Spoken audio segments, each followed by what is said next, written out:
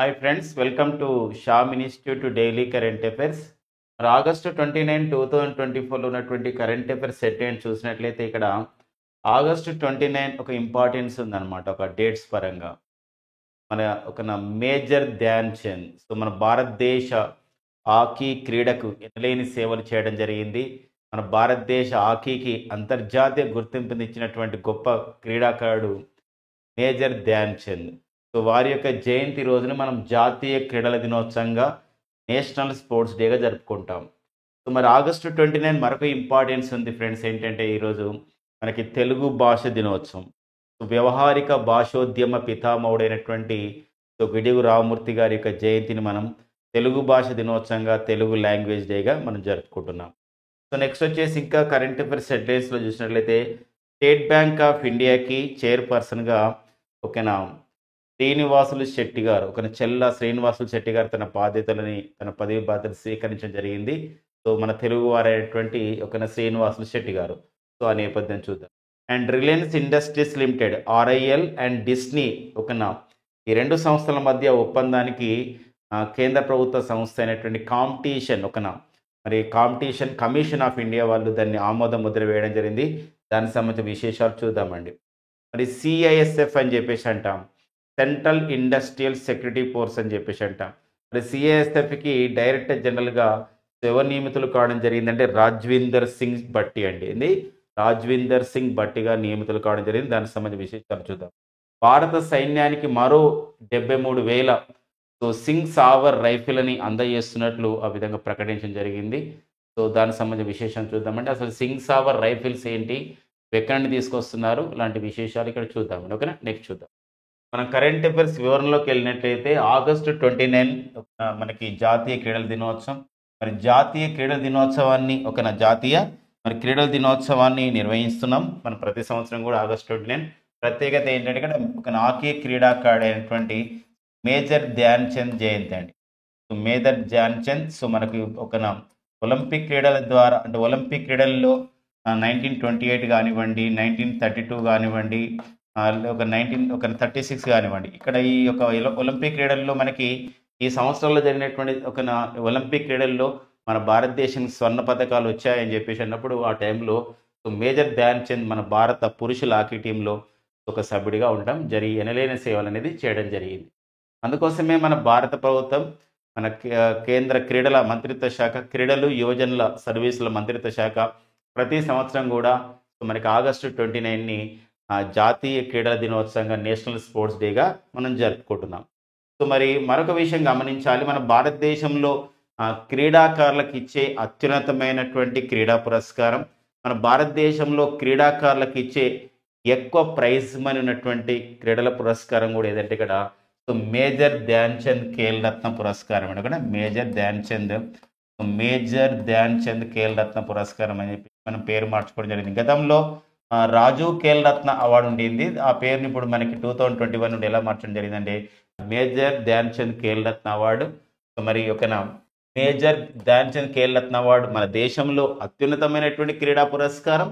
And next వచ్చేసి మనకు highest award given to in the field of the sports in India. And not only that highest sports award in India but also this prize అంటే highest prize money award given to the sports persons in India కూడా ఏదంటే మనకి Major Dhyan Chand Khel Ratna award. Major Dhyan Chand Khel రత్న major Dhyan Chand Khel Ratna award అని చెప్పేసి గుర్తుపెట్టుకోండి. మరొక విషయం గమనించాలి, ఇక్కడ మనం క్రీడల గురించి మాట్లాడుకున్నప్పుడు మనకి నిన్ననే మనకి 17వ సంబంధించినటువంటి ప్యారిస్ అంటే 17వ పారా ఒలింపిక్ క్రీడలు కూడా ప్రారంభం కావడం జరిగింది ప్యారిస్లో. అలాంటి నేపథ్యం.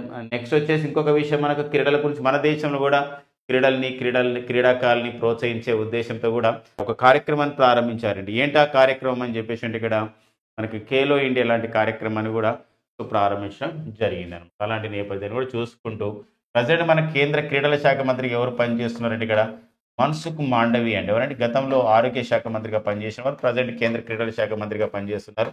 సో మన్సుఖ్ మాండవీయ కేంద్ర క్రీడల శాఖ మంత్రిగా ఉన్నారనమాట. ఓకేనండి. మరొక విషయం ఏంటంటే ఇక్కడ తెలుగు భాష దినోత్సవం జరుపుకుంటామండి. తెలుగు భాష దినోత్సవం మరి తెలుగు లాంగ్వేజ్ డే అని చెప్పేసి ఉంది.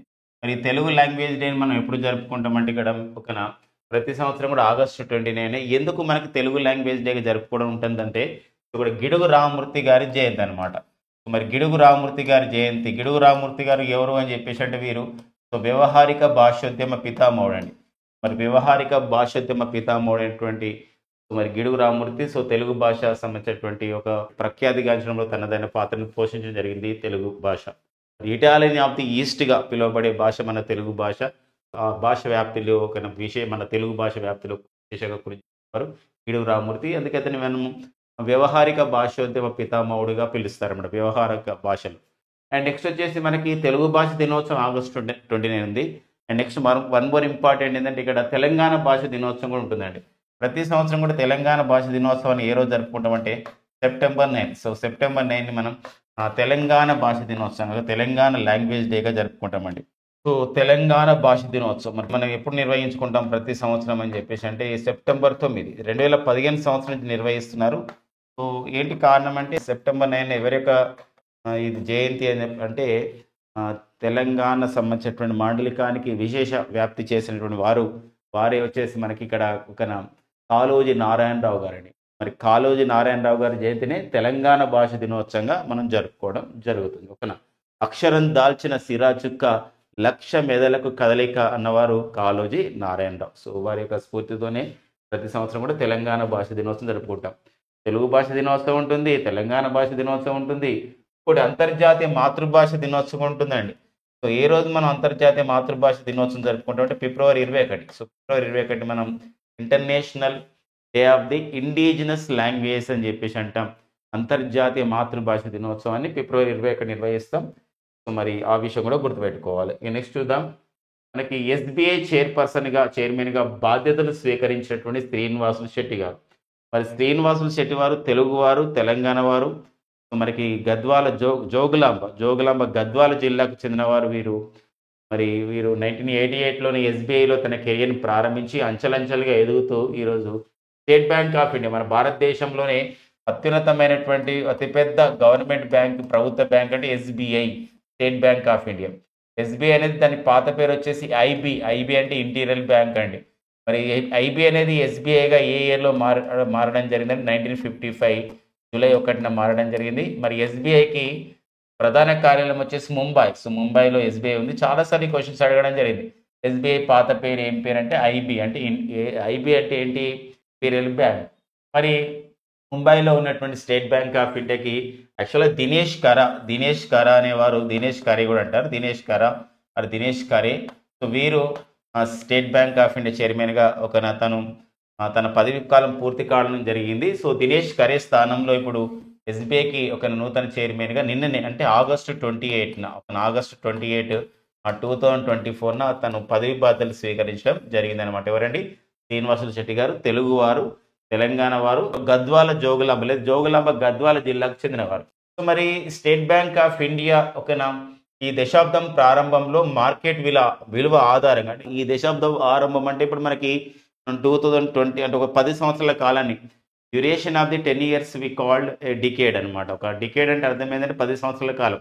ఈ దశాబ్ద ప్రారంభం అంటే మనం 2020 తీసుకోవచ్చు, 24 కాబట్టి. అంటే 2020లో ఈ దశాబ్దం ప్రారంభంలో ఎస్బీఐ మార్కెట్ విలువ అనేది ఎంత ఉందంటే అంతర్జాతీయ బ్యాంకులలో 52వ స్థానం ఉంటే ఇప్పుడు 2024 సంవత్సరం నాటికి 35 స్థానాలు మెరుగుపరుచుకొని ప్రజెంట్ మనము ప్రపంచంలో అతిపెద్ద బ్యాంకింగ్ సిస్టంలో, అతిపెద్ద బ్యాంకింగ్ సేవలలో మనం ఈరోజు స్టేట్ బ్యాంక్ ఆఫ్ ఇండియా అనే సంస్థ 17వ స్థానం రావడం జరిగింది అనమాట. కాబట్టి ఇక్కడ మనం ప్రపంచంలోని ఒక అత్యుత్తమ బ్యాంకుగా మనం వెళ్దామని చెప్పేసి అతను బాధ్యతలు చేపట్టిన సందర్భంగా శ్రీనివాసులు శెట్టి గారు మాట్లాడడం జరిగింది అనమాట. మరొక విషయం ఉంది ఏంటంటే వీరు స్టేట్ బ్యాంక్ ఆఫ్ ఇండియాకి గతంలో ఎండీగా పనిచేశారు.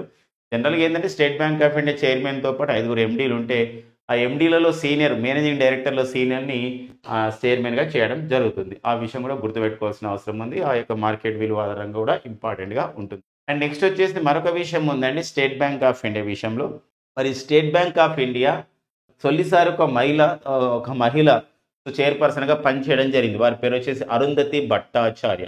ఒకసారి స్టాక్ ఓరియంటెడ్గా అడగవచ్చు, ఎస్బీఐకి లేదా స్టేట్ బ్యాంక్ ఆఫ్ ఇండియాకి చైర్పర్సన్గా పనిచేసినటువంటి తొలి మహిళ ఎవరంటారు? ఎస్బీఐకి చైర్పర్సన్గా పనిచేసినటువంటి తొలి మహిళ వచ్చేసి ఎవరంటే ఇక్కడ అరుంధతి భట్టాచార్య అండి. సో అరుంధతి భట్టాచార్య గారు సో ఎస్బీఐకి చైర్పర్సన్గా పనిచేసినటువంటి తొలి మహిళ చైర్పర్సన్ అని. ఓకేనా, ఆ పాయింట్ కూడా మనకు స్టాక్ ఓరియంటెడ్గా నేర్చుకోవాల్సిన అవసరం ఉంది. నెక్స్ట్ వచ్చేసి ఆర్ఐఎల్ అంటే రిలయన్స్ ఇండస్ట్రీస్ లిమిటెడ్. డిస్నీ మనకు డిస్నీ హాట్స్టార్ ఉన్నాయి కదండి, ఇవన్నీ కూడా వాల్ట్ డిస్నీ అని చెప్పేసి పూర్తి పేరు దానికి. మరి ఒక వాల్ట్ డిస్నీ అని చెప్పేసి అంటాం. రిలయన్స్ ఇండస్ట్రీస్ అండ్ వాల్ట్ డిస్నీలకు చెందిన మీడియా ఆస్తుల విలీనానికి సిసిఐ అనే సంస్థ ఉంటుంది. సిసిఐ అంటే ఇక్కడ ఏంటంటే కాంపిటీషన్ కమిషన్ ఆఫ్ ఇండియా అని చెప్పేసి అంటామండి. మన భారతదేశంలో అంటే ఈ యొక్క మనకి లిబరలైజేషన్, ప్రైవేటైజేషన్, గ్లోబలైజేషన్ అంటాం. 1991లో ఎల్పిజి వచ్చిన తర్వాత అంటే లిబరలైజేషన్, ప్రైవేటైజేషన్, గ్లోబలైజేషన్ వచ్చిన తర్వాత దీనికి ఎంతో ప్రాముఖ్యత ఏర్పడింది. మరి కాంపిటీషన్ కమిషన్ ఆఫ్ ఇండియా మన అంతర్జాతీయ మార్కెట్ తగ్గట్టుగా మనం భారత మార్కెట్ తీసుకెళ్లిన ఉద్దేశంతో వివిధ సంస్థల విలీనం కానివ్వండి ఇలాంటి వాటికి కృషి చేసినటువంటి సంస్థ సిసిఐ. ఇలాంటప్పుడు Reliance Industries and Walt Disney ఈ చెందినటువంటి మీడియా ఆస్తులు ఇవన్నీ కూడా ఇందులో రిలయన్స్ ఇండస్ట్రీస్ వాళ్ళకి ముఖేష్ అంబానీ గారి నేతృత్వంలో ఉన్నటువంటి కొన్ని సంస్థలు మనకి వివిధ ఫ్యాక్టరీస్ మనకు ఉన్నాయి. ఎట్ ద సేమ్ టైం ఇదే ఆర్ఐఎల్లో రిలయన్స్ ఇండస్ట్రీస్లో కొన్ని మీడియా సంస్థలు కూడా ఉన్నాయండి. మరి ఇప్పుడు జియో ఉందనుకోండి, ఇప్పుడు అదొక మీడియా సంస్థగా అంటే జియో అనేది అలాంటిది అనమాట. ఇలాంటి వాల్ట్ డిస్నీ సంస్థ, ఈ వాల్ట్ డిస్నీ సంస్థ కూడా మీడియా సంస్థ. దీని ఆస్తులు అనేది విలీనం జరిగింది. దీంతో ఏమైందంటే ఈ యొక్క విలీనంతో 70,000 కోట్ల విలువతో దేశంలోనే అతిపెద్ద మీడియా సామ్రాజ్యం ఏర్పడడానికి మార్గం సుగమమైంది అనమాట. ఇప్పుడు దేశంలో అతిపెద్ద ఒక మీడియా దిగ్గజ సంస్థలు అంటే ఈ రెండు విలీన సంస్థలు అనమాట, ఆర్ఐఎల్ అండ్ డిస్నీ. మరి దీనికి రెండు కలిపి ఏం పేరు పెడతారో మనకు తెలియదు, అది చెప్పిన తర్వాత మనం చూద్దామండి. ఇట్లా రిలయన్స్ ఇండస్ట్రీస్ లిమిటెడ్, డిస్నీ వాళ్ళు. దీనికి చైర్పర్సన్గా ఎవరు ఉండబోతున్నారంటే సునీత అంబానీ. అంటే రిలయన్స్ ఇండస్ట్రీస్ లిమిటెడ్ మొత్తానికి చైర్పర్సన్ అంటే ముఖేష్ అంబానీ గారు రిలయన్స్ ఇండస్ట్రీస్ లిమిటెడ్ మొత్తం చైర్పర్సన్. బట్ ఇలా రిలయన్స్ ఇండస్ట్రీస్ లిమిటెడ్లో మీడియా విభాగానికి చైర్పర్సన్గా సునీత అంబానీ నియమితులు కావడం జరిగింది. అంటే రిలయన్స్ ఇండస్ట్రీస్లోని మీడియా విభాగం అంటే ఇప్పుడు డిస్నీ కూడా కలుస్తుంది అనమాట, వాల్ట్ డిస్నీ కూడా కలిసిన ఏర్పాటు చేయబడేటువంటి సంస్థకు నీతా అంబానీ గారు చైర్పర్సన్గా ఉన్నారు. సో మరి రిలయన్స్ ఇండస్ట్రీస్ లిమిటెడ్ చెందినటువంటి ముఖేష్ అంబానీ గారి యొక్క సతీమణి సో నీతా అంబానీ గారు. మరి అంతేకాకుండా నీతా అంబానీ గారు ఒక గుర్తింపు కూడా ఉంది అంతర్జాతీయ ఒలింపిక్ సంఘంలో. అంతర్జాతీయ ఒలింపిక్ కమిటీ ఉంటుంది అనమాట, ఇంటర్నేషనల్ ఒలింపిక్ కమిటీ ఉంటుంది. మరి అంతర్జాతీయ ఒలింపిక్ కమిటీలో సభ్యురాలుగా నియమితులైనటువంటి తొలి భారతీయ మహిళగా వీరు ఒక రెండో పర్యాయం కూడా సెకండ్ టర్మ్ కూడా ఆమె ఎన్నిక కావడం జరిగింది. సో నీతా అంబానీ గారు అనమాట. ఓకేనండి, మనకి వార్తల వ్యక్తులుగా అండ్ కరెంట్ ఎకనామీ విషయంలో కూడా గుర్తుపెట్టుకోవాల్సిన అవసరం ఉంటుంది. నెక్స్ట్ వచ్చేసి మనకు సిఏఎస్ఎఫ్, మన దేశంలో విమానయాన సంస్థలు కానివ్వండి, ప్రభుత్వ సంబంధించినటువంటి బిల్డింగ్స్ కానివ్వండి, భవనాలు కానీ ఇవన్నీ కూడా కాపాడుతున్నటువంటి సంస్థగా, రక్షణ వ్యవహారాలు చూసిన సంస్థగా సిఏఎస్ఎఫ్కి ఎంతో పేరుంది. సిఏఎస్ఎఫ్ అంటే అర్థమైందండి ఇక్కడ సెంట్రల్ ఇండస్ట్రియల్ సెక్యూరిటీ ఫోర్స్ అని చెప్పేసి అంటాం. సెంట్రల్ ఇండస్ట్రియల్ సెక్యూరిటీ ఫోర్స్ అని చెప్పేసి అంటాం. మరి సెంట్రల్ ఇండస్ట్రియల్ సెక్యూరిటీ ఫోర్స్కి సో డైరెక్టర్ జనరల్గా ఎవరు నియమితులు కావడం జరిగింది, కొత్త వారంటే ఇక్కడ రాజ్విందర్ సింగ్ భట్టి అండి. రాజ్విందర్ సింగ్ భట్టి నియమితులు కావడం జరిగింది అనమాట. రాజ్విందర్ సింగ్ భట్టి మీరు 2025 వరకు కూడా ఈ యొక్క పదవిలో ఉంటారు కాబట్టి మనకి గుర్తుపెట్టుకోండి. ఎందుకోసం అంటే మనకి బిఎస్ఎఫ్ కానీ, సిఏఎస్ఎఫ్ కానీ, లేకపోతే ఇవన్నీ కూడా ఎస్ఎస్బి కానివ్వండి, ఇవన్నీ కూడా ఐటీబీపీ కానివ్వండి అడుగుతున్నాడు. ఈ మధ్యలో మారుతున్నారు అనమాట. అంతా మారిన తర్వాత ఒకసారి మనం డిస్కస్ చేసుకుందాం మన సెషన్లో. సో మరి సిఎస్ఎఫ్ అయితే మనకి ప్రజెంట్ డైరెక్టర్ జనరల్ వచ్చేసి ఎవరండి, రాజ్విందర్ సింగ్ భట్టి నియమితులు కావడం జరిగింది. మీరు 1990 బ్యాచ్ ఐపీఎస్ క్యాడర్ అధికారి రాజేందర్ సింగ్ భట్టి. మరి రాజేందర్ సింగ్ భట్టి గారు ప్రజెంట్ బీహార్ డీజీపీగా, director general of the police బీహార్గా పనిచేస్తున్నారు. అక్కడ దానికి సంబంధించినటువంటి పదవిని ఆ విధంగా అక్కడ రాజీనామా చేసి ఇక్కడ వచ్చేస్తారనమాట. ఇప్పుడు సిఎస్ఎఫ్కి డైరెక్టర్ జనరల్గా నియమించడం జరిగింది కేంద్ర ప్రభుత్వం. మరి బిఎస్ఎఫ్ అంటే బార్డర్ సెక్యూరిటీ ఫోర్స్కి డైరెక్టర్ జనరల్గా ఎవరు నియమితులు కావడం జరిగింది అంటే దల్జిత్ సింగ్ చౌదరి అండి. యాక్చువల్గా దల్జిత్ సింగ్ చౌదరి గారు ప్రజెంట్ ఎస్ఎస్బి అంటారండి. ఎస్ఎస్బి అంటే ఇక్కడ ఏంటంటే సశస్త్ర సీమాబల్ అని చెప్పేసి అంటాం. మరి సశస్త్ర సీమాబల్కి డైరెక్టర్ జనరల్గా పనిచేస్తున్నారు. ఇక్కడ నుండి ఇప్పుడు ఇక్కడ ట్రాన్స్ఫర్ కావడం జరిగింది అనమాట. బిఎస్ఎఫ్కి కొత్త డైరెక్టర్ జనరల్ అంటే ఎవరంటే దల్జిత్ సింగ్ చౌదరి. మరి ఈ మధ్య కాలంలో ఎన్ఎస్జి, సో మరి ఉగ్రవాద నిరోధకం గురించి పనిచేస్తున్న సంస్థ ఎన్ఎస్జి అంటే నేషనల్ సెక్యూరిటీ గార్డ్స్ అని చెప్పేసి అంటాం. ఎస్ఎస్బి అంటే సశస్త్ర సీమాబల్ అండి. ఇది కూడా మనం అబ్రివేషన్ పరంగా కూడా అడిగే అవకాశం ఉంటుంది. సశస్త్ర సీమాబల్ అని చెప్పేసి అంటాం, సశస్త్ర సీమాబల్. అదే ఎన్ఎస్జి అంటే ఏంటంటే నేషనల్ సెక్యూరిటీ గార్డ్స్ అని చెప్పేసాడు. National security guards. మరి నేషనల్ సెక్యూరిటీ గార్డ్స్కి కొత్త డైరెక్టర్ జనరల్గా ఎవరు నియమితులు కావడం జరిగిందని చెప్పేసి అంటే టి శ్రీనివాసన్ నియమితం జరిగింది. సో 3 కూడా మనకి వార్తల్లో వ్యక్తులుగా ఉన్నారండి. ఒక అండ్ నెక్స్ట్ వచ్చేసి మనకి భారత సైన్యానికి మనకి ఒక 6 సావర్ రైఫిల్ని అందజేస్తారన్నమాట. 6 సావర్ రైఫిల్ అని చెప్పేసి అంటామండి. ఓకేనండి. భారత సైన్యానికి మనకి 6 సావర్ రైఫిల్ అని చెప్పేసి అంటామండి. మరి ఈ 6 సావర్ రైఫిల్ యొక్క ఏంటంటే ఇది మనకి ఒకనా అత్యాధునికమైనటువంటి ఒక మోడర్న్గా ఉన్నటువంటి ఒక సాంకేతికతతో దీన్ని తయారు చేయడం జరిగింది. రైఫిల్స్ ఎవరు అభివృద్ధి చేశారంటే చాలా ఇది మనకి అమెరికా దేశానికి చెందినటువంటి సంస్థ వాళ్ళు అభివృద్ధి చేశారు. అమెరికా దేశానికి చెందినటువంటి మరి సంస్థ 6 సావర్ అనమాట. ఆ సంస్థ పేరు. ఆ సంస్థ వాళ్ళు దీన్ని అభివృద్ధి చేయడం జరిగింది అనమాట. సో మరి ఇక్కడ ఏంటంటే ఇది మనకు దీనికి పూర్తి పేరు అంటే 6 సావర్ రైఫిల్స్ అంటాం జనరల్గా కంపెనీ పేరుతోని. కానీ జనరల్ పేరు ఏంటంటే 6776 రైఫిల్స్ అంటాం. ఇది మన భారత సైన్యానికి అవసరం ఉన్నవి. ఇలాంటి క్రమంలో మనం దేశంగా రూపొందించినటువంటి ఇన్సాస్ రైఫిల్ అని మనం వాడుతున్నాం. ఇన్సాస్ రైఫిల్ కాలం చెల్లిపోయినాయి, అందుకోసమే అంటే ఎక్స్పైర్ అయిపోతున్నాయి. ఇలాంటి క్రమంలో మన భారతదేశంగా అభివృద్ధి చేసినటువంటి ఇన్సాస్ రైఫిల్ స్థానంలో మన భారత సైన్యంలో ఏవి ప్రవేశపెట్టబోతున్నారంటే ఇక్కడ 6 సావర్ రైఫిల్ అని చెప్పేసి అంటే 6 సావర్ రైఫిల్. ఆ నేపథ్యం చూసుకోండి. ఇక్కడ మొదటి విడతలో ఒక 42,000 వచ్చాయి, రెండో విడతలో 43,000, మొత్తం ఇక్కడ సుమారుగా 75,000 వరకు కూడా రాబోతున్నాయని చెప్పేసి ఇవ్వడం జరిగింది అనమాట.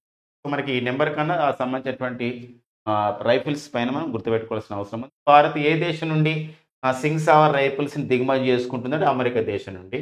సో మరి అంతేకాకుండా ఇన్సాస్ రైఫిల్ అనేది ఒక స్థానంలో మన భారత సైన్యంలో కొత్తగా ప్రవేశపెట్టబడేటువంటి రైఫిల్ ఏవి అని చెప్పేసి అంటే అవి ఏ రైఫిల్ అనేవి మనకి ఒక 6 సావర్ రైఫిల్స్ అనమాట. సో ఆ నెంబర్ మనకి ఇక్కడ ఆ సంబంధించిన విషయం గుర్తుపెట్టుకోండి. నెక్స్ట్ చూద్దాం. ఇక జల్ జీవన్ మిషన్కి 5 సంవత్సరాలు పూర్తయింది. సో ఫ్రెండ్స్ గమనించండి, ఆగస్టు 15, 2019 కేంద్ర ప్రభుత్వం జల్ జీవన్ అభియాన్ అనే కార్యక్రమాన్ని మిషన్ అనే కార్యక్రమాన్ని తీసుకొచ్చింది. మరి జల్ జీవన్ కార్యక్రమం యొక్క ఉద్దేశం ఏంటంటే భారతదేశంలో గ్రామీణ ప్రాంతాల్లో ప్రతి ఇంటికి తాగునీటిని మనం కుళాయిల ద్వారా అందించడమే ఈ జల్ జీవన్ మిషన్ లేదా జల్ జీవన్ అభియాన్ అని చెప్పేసి అంటాం. జల్ జీవన్ మిషన్ అంటే అర్థం ఏంటంటే ఒక నియమిత కాలంలో పూర్తి చేసుకోవాల్సిన దాన్ని మనం ఏమంటామంటే మిషన్ అని చెప్పేసి అంటామండి. ఒక నియమిత కాలంలో పూర్తి కావాలన్నమాట జల్ జీవన్ మిషన్ అంటాం.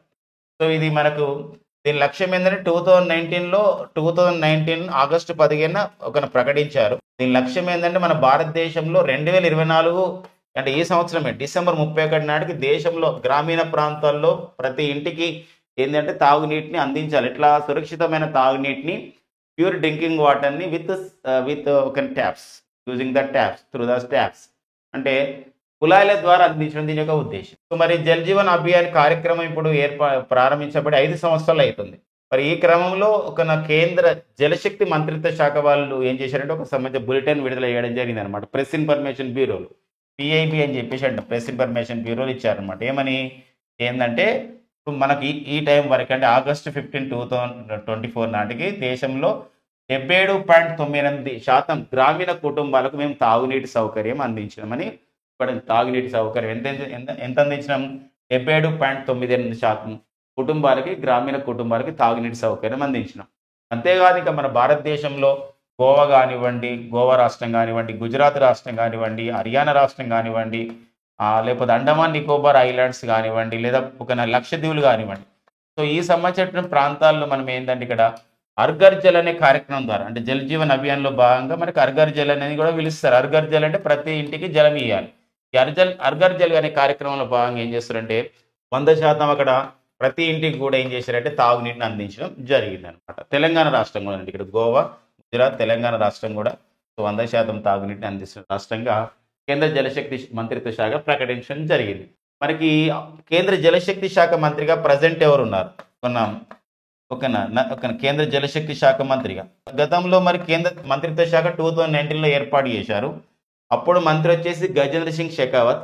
ఆయన ఇప్పుడు గజేంద్ర సింగ్ షెకావత్ గారు పర్యాటక సాంస్కృతిక శాఖ మంత్రి అయ్యారు. ప్రజెంట్ మరి కేంద్ర జలశక్తి శాఖ మంత్రి వచ్చేసి ఎవరేంటంటే వారే జలశక్తి శాఖ మంత్రి వచ్చేసి సిఆర్ పాటిల్ గారు కేంద్ర జలశక్తి మంత్రిత్వ శాఖ మంత్రిగా యూనియన్ జలశక్తి మినిస్టర్గా పనిచేస్తున్నారు. అంటే ఒక కార్యక్రమం 5 years అయినా ఇట్లా 10 years అయినా అడుగుతున్న నేపథ్యం ఉంటుంది. ఇప్పుడు మనకి చూడండి, ఎస్టర్డే క్లాస్లో మనం డిస్కస్ చేసినాం. ఆగస్ట్ 28 2024.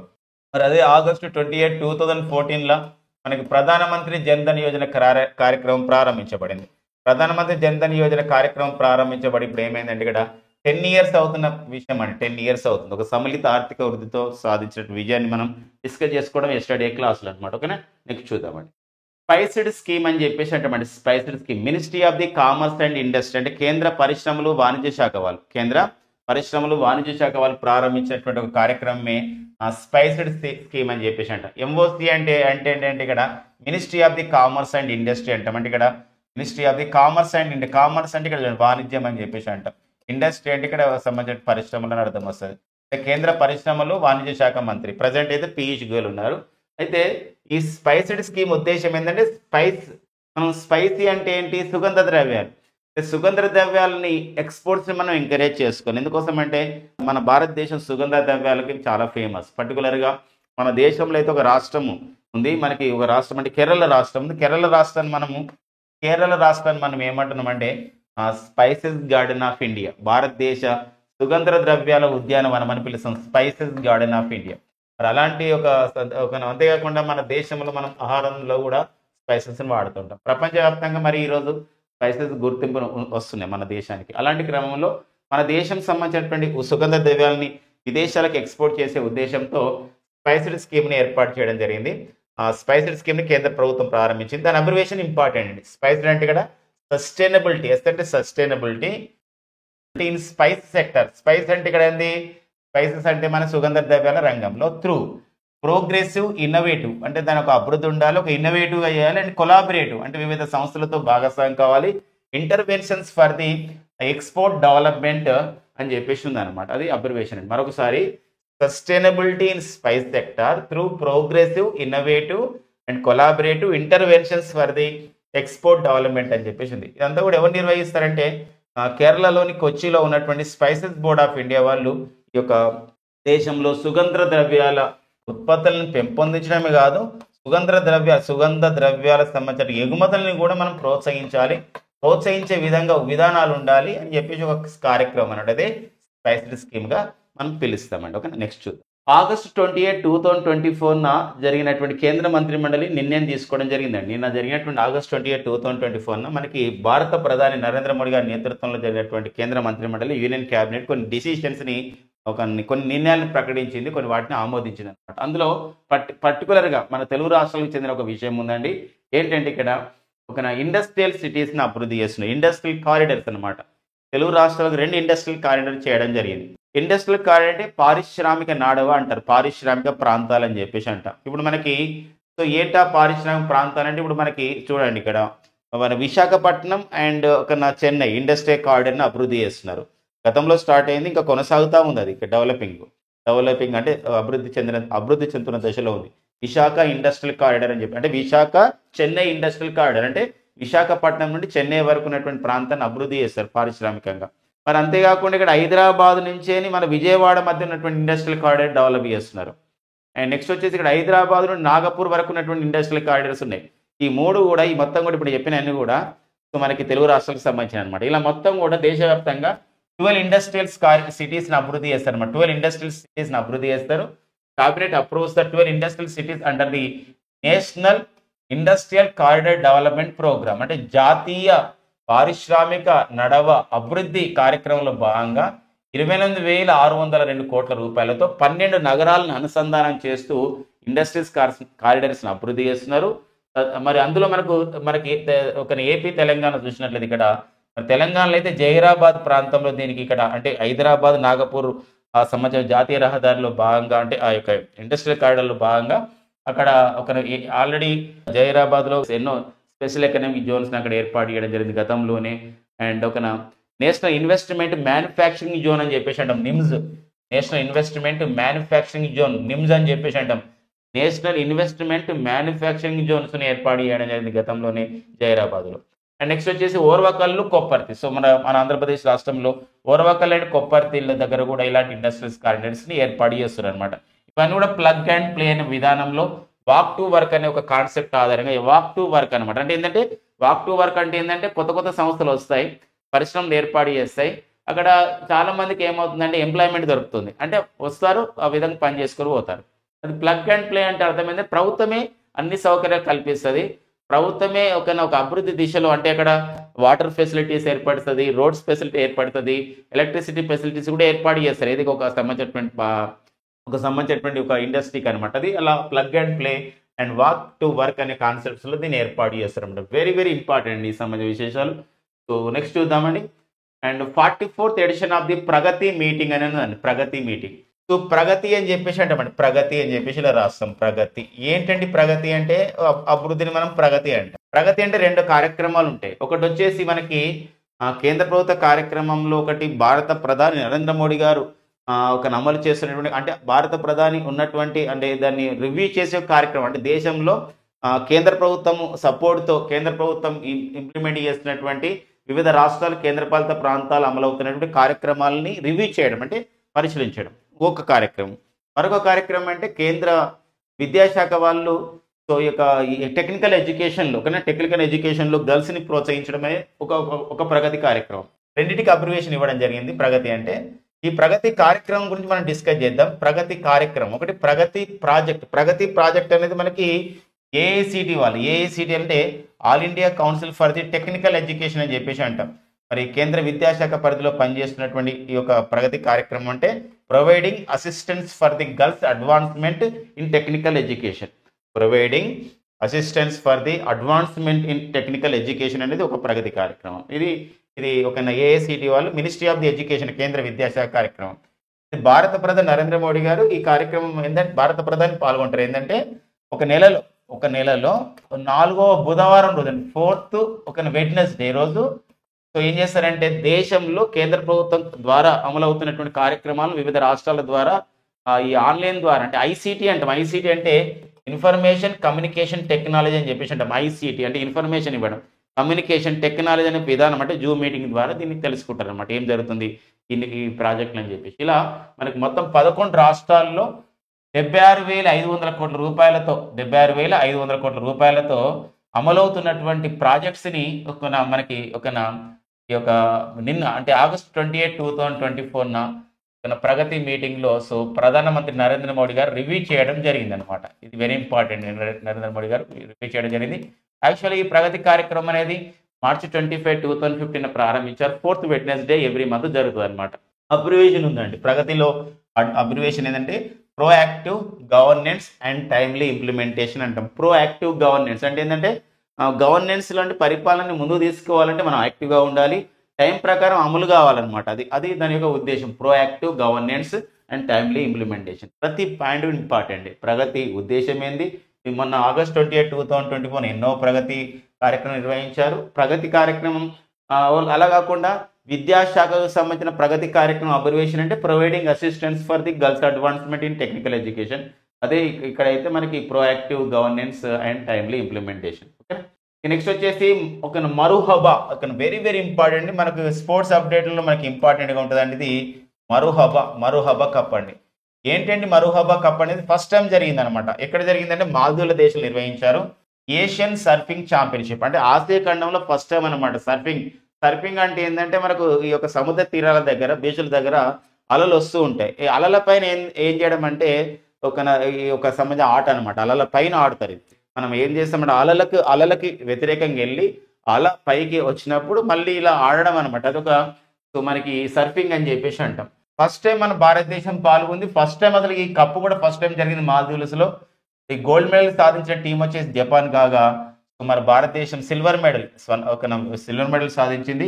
చైనీస్ తైపే వాళ్ళు. ఎందుకోసం తైపే అనేది చైనాలో అంతర్భాగంగా చెప్తారు కాబట్టి చైనా వాళ్ళు, అందుకే చైనీస్ తైపే అనే పేరుతో జరిగినటువంటి టీం వాళ్ళు బ్రాంజ్ మెడల్ అంటే కాంస్య పథకం సాధించడం జరిగింది. ఫస్ట్ టైం జరిగింది కాబట్టి వెరీ వెరీ ఇంపార్టెంట్. ఒక్కోసారి అడగవచ్చు మరుహబా కప్ అనేది ఏ క్రీడకు సంబంధించిందంటే సర్ఫింగ్ క్రీడకు సంబంధించింది ఈ మరుహబా కప్. ఓకేనా, నెక్స్ట్ ఇక భారత హాకీ గోల్ కీపర్గా సో మనకి పిఆర్ శ్రీజేష్ మరి భారత పురుషుల హాకీ టీంలో ఎన్నో విలువైనటువంటి సేవలు చేయడం, వాల్యుబుల్ సర్వీసెస్ అందించడం జరిగింది శ్రీజేష్ గారు. మరి ఇటీవల కాలం రిటైర్మెంట్ కావడం జరిగింది. భారత పురుషుల జూనియర్ హాకీ టీంకి కోచ్ అయ్యాడు. ఇలాంటి క్రమంలో ఇప్పుడు ఛాంపియన్స్ ట్రోఫీ జరగబోతుంది, హాకీ ఛాంపియన్స్ ట్రోఫీ. ఈ క్రమంలో భారత టీంని ఎంపిక చేయడం జరిగింది పురుషుల హాకీ టీంకి. పురుషుల హాకీ టీంలో కెప్టెన్ ఎవరు వచ్చేసి హర్మన్ ప్రీత్ సింగ్. హర్మన్ ప్రీత్ కౌర్ అంటేనో ఆమె ఒక క్రికెటర్ అండి, మహిళా క్రికెటర్. హర్మన్ ప్రీత్ సింగ్ అంటే కెప్టెన్, మన భారత హాకీ కెప్టెన్. సో మరి భారత హాకీ గోల్ కీపర్గా ఎవరిని నియమించడం జరిగిందంటే కృష్ణన్ బహదూర్ పాఠక్ అండి, పాఠక్ అని పిలుస్తారు. కృష్ణన్ బహదూర్ పాఠక్ అనమాట. సో మనకి ఇది స్పోర్ట్స్ అప్డేట్లు చాలా ఇంపార్టెంట్. కృష్ణన్ బహదూర్ పాఠక్. సో ఎవరంటే హాకీ క్రీడాకారుడు, భారత పురుషుల హాకీ టీంకి గోల్ కీపర్. ఎవరి ప్లేస్లో వచ్చాడు? పిఆర్ శ్రీజేష్. నెక్స్ట్ వచ్చేసి ఓం పర్వతం అంటది. ఇక్కడ మనం చూడొచ్చండి, ఇక్కడ మనం ఈ యొక్క పర్వతం చూడొచ్చు. ఇక్కడ ఇది ఉత్తరాఖండ్ రాష్ట్రం ఉంటుంది. సో మీరు మనం ఇలా చూడొచ్చండి, ఇలా చాలా ఈజీగా చూడండి. ఇది ఓం అని కనబడుతుంది, చూసారు ఇక్కడ ఇక్కడ చూడండి ఓం, చూసారండి ఓం అంటే పర్వతం పైన ఒక సంబంధించినటువంటి ఈ యొక్క పర్యావరణంలో ప్రకృతిలో జరిగిన ఒక గొప్ప అంశంగా చెప్పవచ్చు అని. ఎందుకోసం అంటే సో మనకి హోమ్ అనేది ఒక సింబల్గా ఉన్నది మనకి సంబంధించిన ఆధ్యాత్మికంగా. ఇది మనకి ఏంటంటే ఒక పర్వతం పైన, అంటే ఇది ఎలా ఉందంటే మనకి ఇది ఉత్తరాఖండ్ రాష్ట్రం ఉంటుంది.